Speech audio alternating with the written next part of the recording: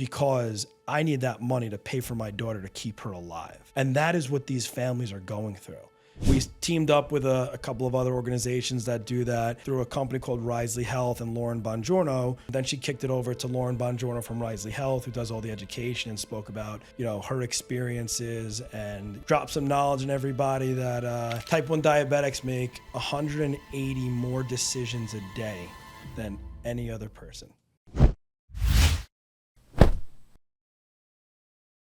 Welcome, Mike. Thanks, Dan. Thanks for having me. No problem. I appreciate you coming. So Mike Mallia, president of TK.Type1. I just want to promote your organization a little bit, talk a little bit about it. Why don't you tell us a little bit about TK.Type1, how it got started? Yeah, so the history behind TK.Type1 is original name was TKJD, Team Kaylee Juvenile Diabetes. And so my daughter's Kaylee. She has type 1 diabetes. She is 10 years old now. Actually coming up in August is her 6-year diaversary.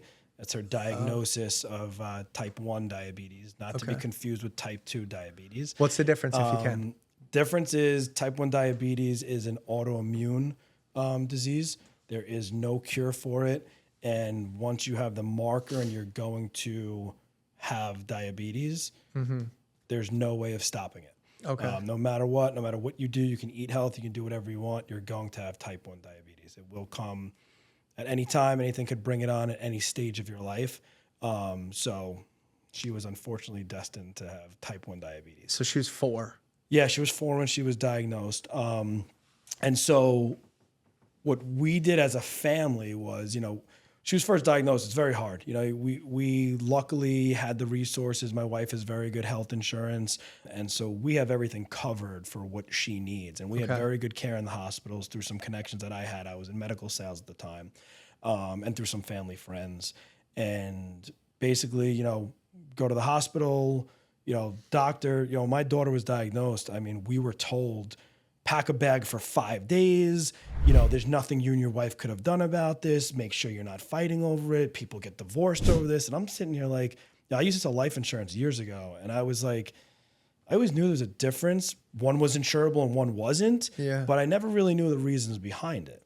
And I'm sitting here, I'm like, it's diabetes. What do you mean pack a bag for 5 days for the hospital and bring her immediately? And so I kind of like, we raced to the hospital. She wound up not being in DKA, which is diabetic ketoacidosis, which is, if your blood sugar is too high for too long, it starts eating away at your muscles, and you basically will then die. Wow. So we got the diagnosis.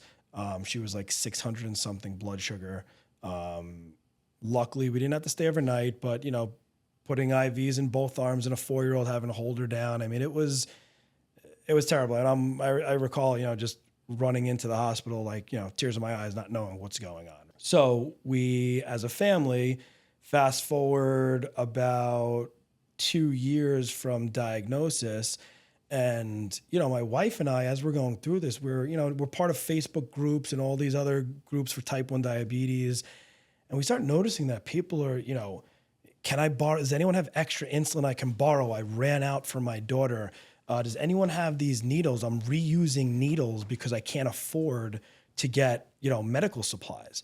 And me and my wife are looking at each other. Now, again, we're blessed to have this all covered, but we're looking at each other like, I couldn't imagine. Like, this isn't like go get Botox to make yourself aesthetically more pleasing, or go get some Advil for a headache. Like, this is life-saving medication. And the fact that it's not covered. Access. Not covered, no access, no resources. Like, how could a family, like, I couldn't imagine, not being able to go have dinner because I need that money to pay for my daughter to keep her alive. And that is what these families are going through. And so my wife, my brothers, my parents, we all were like, basically, how can we help? And so I'm blessed where, my parents are retired. My brothers and I do very well in business. And we kind of came together and we were like, how can we make a difference? How can we help? And so we came up with the idea to start this charity. The Team Kaylee part, there's a little story behind it, which I'll give you a little dive into. Okay. So when Kaylee was diagnosed, she was going into kindergarten. So this was a big deal for myself, my wife, like, giving care over to someone else in the school. School tells they haven't had a diabetic person there in like 11 or 12 years. So the nurses are, still working off of like slide scales and rulers from doctor's notes when now there's newer technology. So we kind of had to go in and teach them a bit so that then they can care for our daughter. My daughter's always scared, right? So you're talking about doing 15 to 20 finger sticks to get the blood to test her blood sugar throughout the day, right? Every single meal, every snack, every time she's putting food or drink in her mouth, you need to know what her blood sugar is. That's on top of just needing to know where she is because she can drop or go high at any time throughout the day or night, that you need to consistently do this to know where she's at, to track her, to know if, is she about to pass out?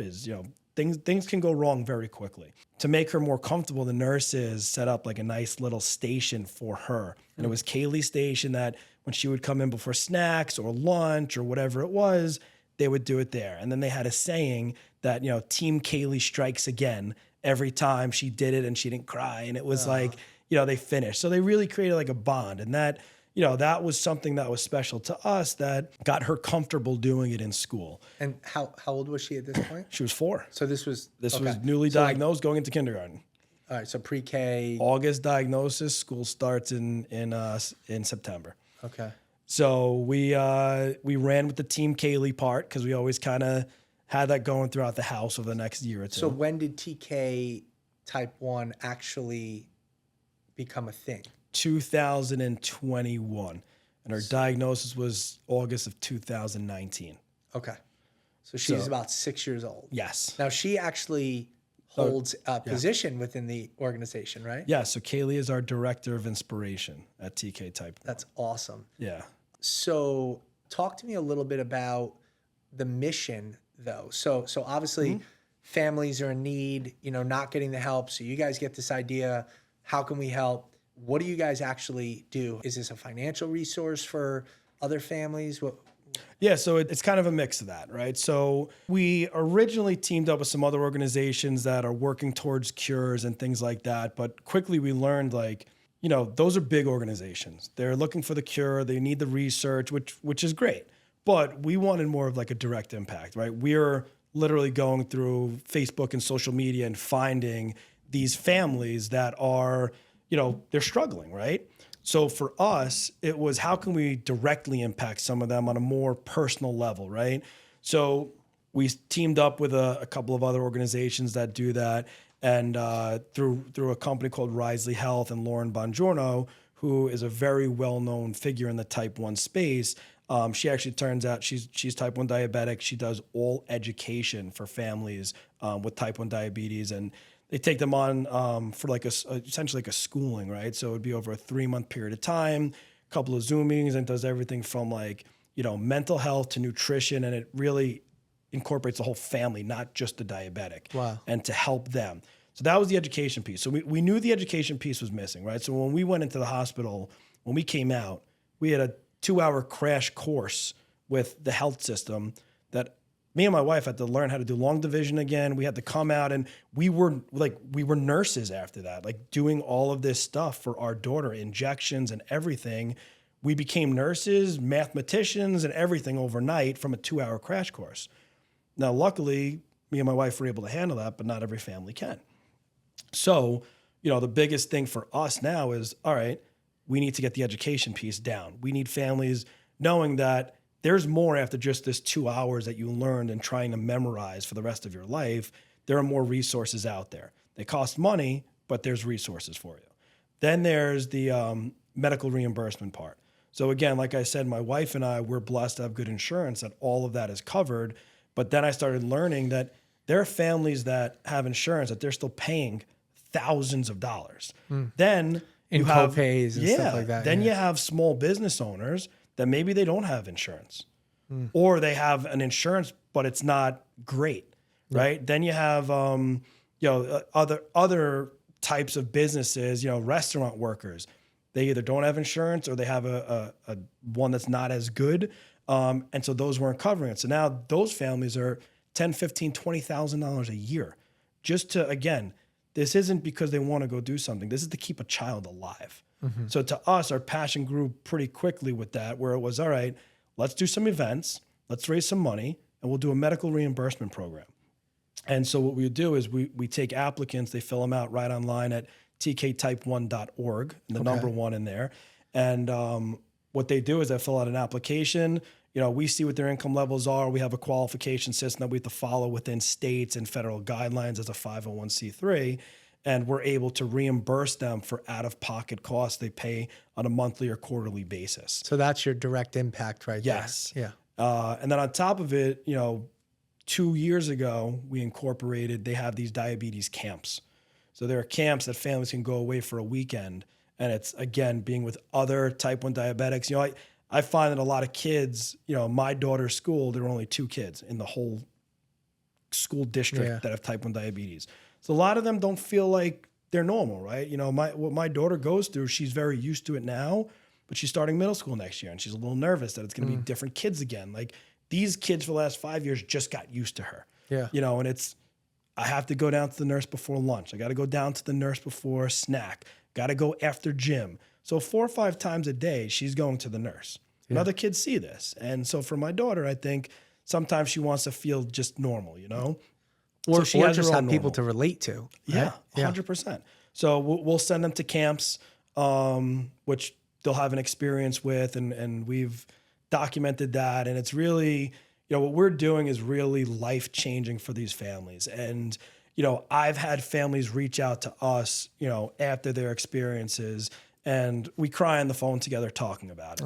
You know, it really is something that is special. That we're able to do for these families, that we're changing their lives for the better. And it's really amazing. So clearly you're passionate about it. You have a personal connection, you know, obviously through your daughter. So just to kind of recap, you guys started off originally working with some larger organizations, realized that a lot of money was going towards research, but you wanted to have more of a direct impact. So now you're really helping families through education, medical reimbursements, and through these camps. Yeah. Right. So obviously you're raising money to do this, and you're doing that through a lot of events, right? I actually had the honor of volunteering at one of your events just this past week. Very nice golf outing at Wheatley Hills Golf Club in East Williston. Pretty cool event. Why don't you talk a little bit about that? Yeah, so we've been holding it. This was our 5th annual golf outing, and so we've always done them at private country clubs to, you know, get people more excited about it, because there's, you know, a golf event every week in New York, and, you know, the 6 months of summer and whatever. So the first 3 years we were at Indian Hills Country Club in Fort Salonga, and then last year and this year was at Wheatley Hills Golf Club in East Williston. So this was the first year that we sold out. 120 golfers we did. Wow. And which is the cap that we wanted it. I think I checked in about 100 of those 120. At least, yes. And at the dinner we had about 150 to 160 people, because, you know, you have another 30 or 40 that will come just for dinner afterwards, for speeches and raffles and fun times. Yeah, it was a really cool experience. You know, my role as a volunteer there, I was checking people in, but you guys were so well organized, so many things given back to the people that were giving to you. I mean, from breakfast to dinner and everything in between, a lot of swag. You have a very nice TK.Type1 polo there. Thank you. So do you know the backstory to this polo? I do not. So is that the golfer, actually? So JJ Spawn, who won the U.S. Open this year, is the first type 1 diabetic to win the U.S. Open. And he is sponsored by Puma. And so when he won on Puma's website, we happened to just be looking at what shirts are we doing this year. And they have his line of the shirts that he wore over his 4 days. And this was the shirt that he won the championship in. Wow. Yeah. That's so cool. All right. So even a backstory on the shirts. I love it. Everything has thought into it. So let's go back real quick to the golf event, right? Mm-hmm. So very well organized. The second part of me volunteering, I actually was a witness at a par 3 hole-in-one. You know, every golf outing has that par 3 hole-in-one, and so there were 2 of us down near the pin, and I guess 2 other witnesses up near the top where people were, you know, teeing off, and somebody actually made the hole in one. Yep. It was incredible. It was so cool to witness it, to be a part of it. He won a BMW X3. So who was that sponsored by? BMW of Bayside. BMW Bayside. That's right. It was like a blue SUV. I think I have a picture of it, but the guy's name was Mike White, I believe. Yep. I don't know if I can mention that, but yeah. So Mike White, I took a picture of him. What a cool moment. It was funny though. So I was down there and the first foursome teed off and these guys like peppered the pin. Like every one of them were right around it. I was like, wow, they got really good golfers. Like we might see a hole in one. And the next foursome comes by and the next one and the next one. And they weren't even close. Like there was some bad golfing going on. And I'm like, all right, maybe not. So I was talking to the gentleman, I think it's your cousin, who's Jamie, who's, down with me witnessing. And he's like, yeah, we're not going to see a hole in one. And then Mike teed off and it hit the green and it just kept rolling and it went and I was almost in disbelief and I turned to Jamie and I said, did that just go in? And he goes, that was a hole in one. And then the caddy just jumped and the caddy goes, did that drop? And I'm like, yeah. So it was pretty cool. Awesome. Really, really cool. Yeah, so the course told us they hadn't had a hole in one in 7 years in all the outings they do. And BMW said they hadn't had anyone do the hole in one in 12 years. Wow. So it's an incredible feat. That's really cool. Really cool event. Yeah. So great. First off, great of BMW Bayside for sponsoring it. Yeah. You had a lot of great sponsors there.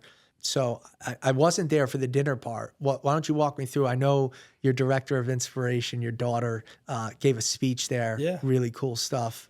So the dinner, how it works is, everyone sits down first, your first hour or so, they're drinking, we had lobster and steak, and we really kind of go above and beyond, which, is what gets everyone there for dinner too, which is nice. But we want the whole event to be special, right? So then we dive into our awards for the day, longest drive, all that stuff. Okay. Then comes to the speeches. So, I kicked it off with just, thanking some of our sponsors and the people that have been there for the last 5 years supporting us. And then it got into my daughter giving her speech, which this year she wanted to write it. And so she told us what she wanted to say about her experience and life with it, talking about what's easy and what's hard. And then, we tasked her with, you're going to be in charge of telling everyone what we do and who we are. So she wrote it and she gave everyone the rundown of TK.Type1 is and how we help families and what we do to help families. And it was, she hasn't given a speech any year that I haven't cried at. And I was just going to say, did you get teary-eyed? Of course. Listen, I can talk about it now. It's taken me probably 4 years of talking about it in front of people like this that I still feel my emotions go sometimes. I'm sure you'll hear it when you're going through it. But when that happens with her, it's just such a special moment as just a parent to just go through that. We want our kids to be good people, and to see that she wants to make a difference too is great. So she gave her speech, then she kicked it over to Lauren Bonjourno from Risley Health, who does all the education, and spoke about, her experiences and, dropped some knowledge in everybody that type 1 diabetics make 180 more decisions a day than any other person, from anything from nutrition to how you're feeling to everything.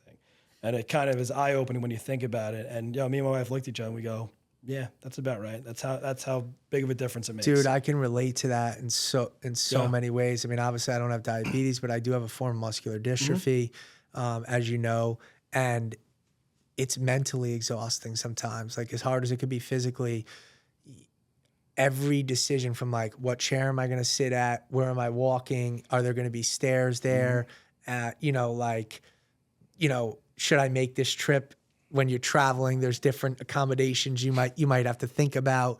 You're just thinking about it all the time. It is always there. So I've never actually had to think about how many decision points. That's interesting, but I can relate and how tough that is, but how powerful for a 10-year-old.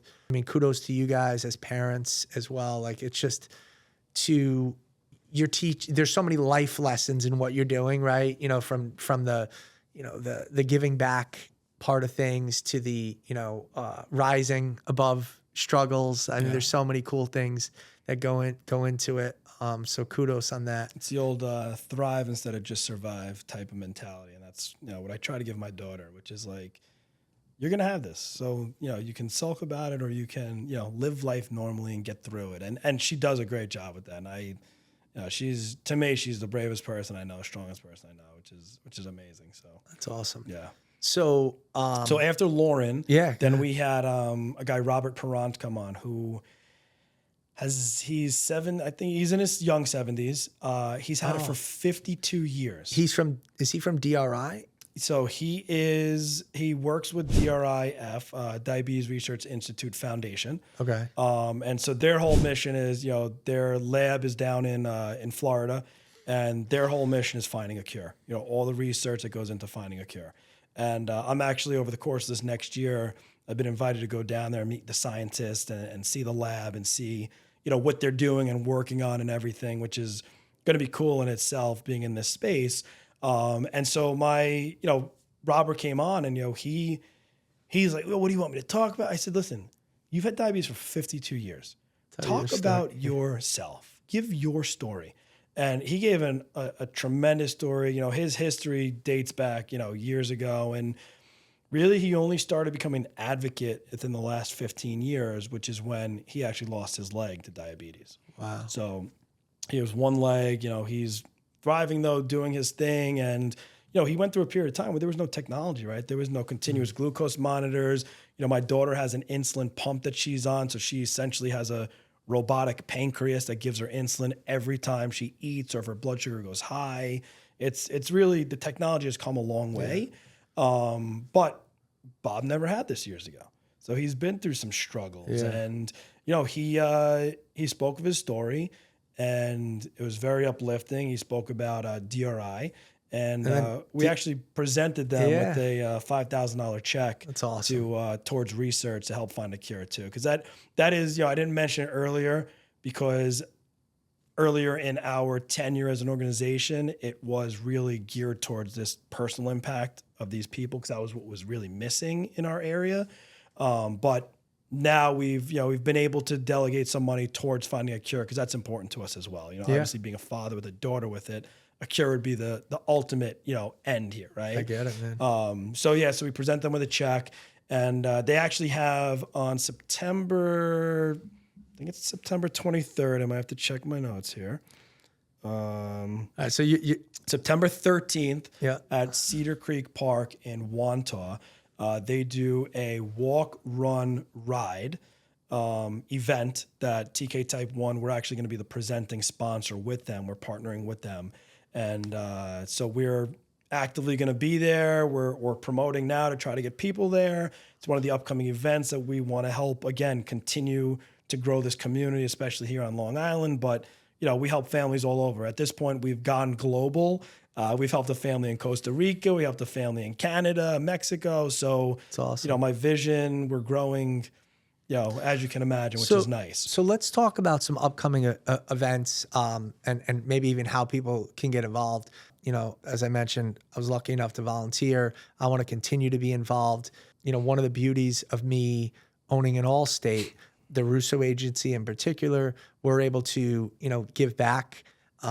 It's something that is important to me. And so, first off, I'd like to, let you know, I'm going to be making $1,000 donation towards, to your organization. Wow. I love it. Thank you so much. No, it's of course, generous. man. Of course. I love what you're doing. And it's just, as someone with my own struggle as well, I know how blessed I am. When I got the news that my daughter doesn't have what I have, that was an emotional day.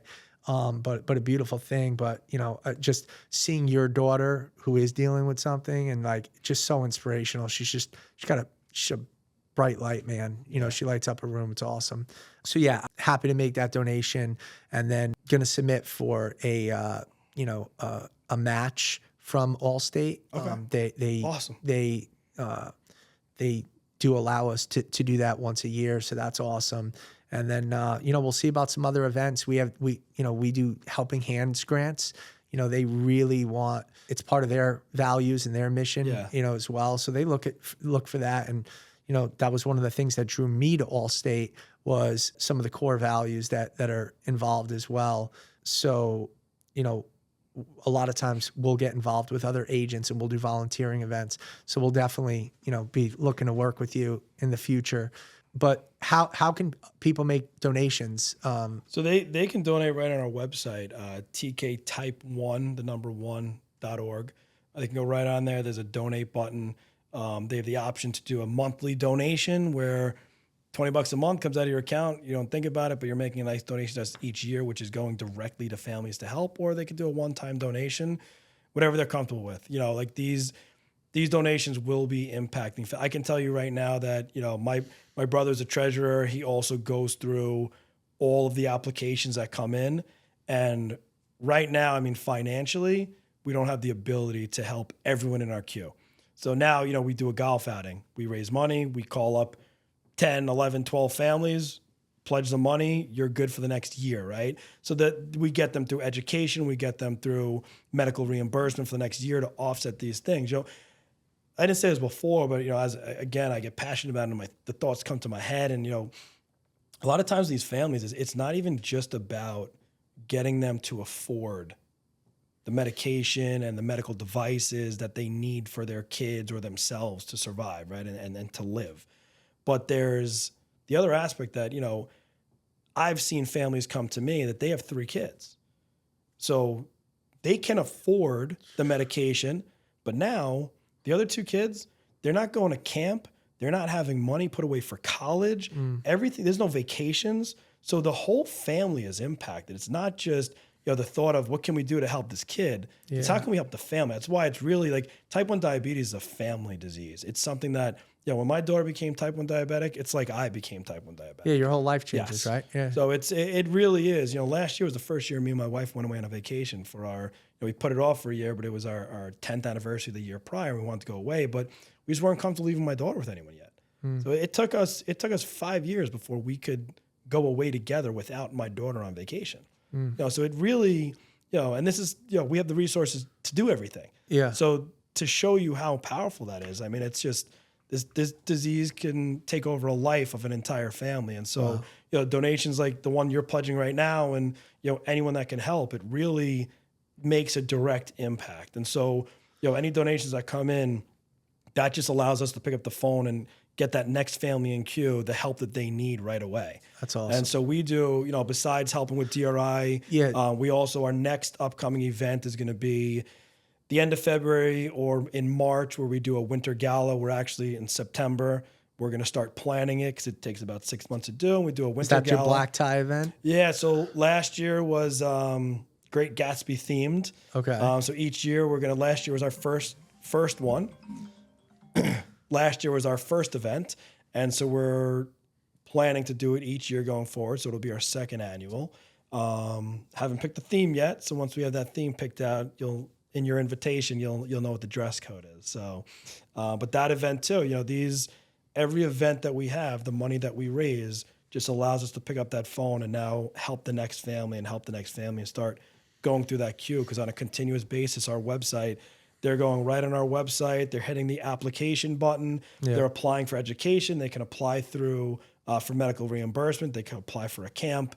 So if they want to hop on the website, if anyone seeing this podcast or hearing it, you have type 1 diabetes, your family, a friend, someone have them hop on the website and, please apply because we would love to help more families. So you guys do the annual gala or, that's usually the winter, summer, you have the golf outing. Yep. Are there any other events? So we've had, in the past, we've done CrossFit events. Okay. So we do a dumbbells for diabetes event, and we've done that 3 times now. So we always will either find a spot in the spring or the fall to do that. Because again, that for us is a big part of our just building community. Yeah. Getting new people involved.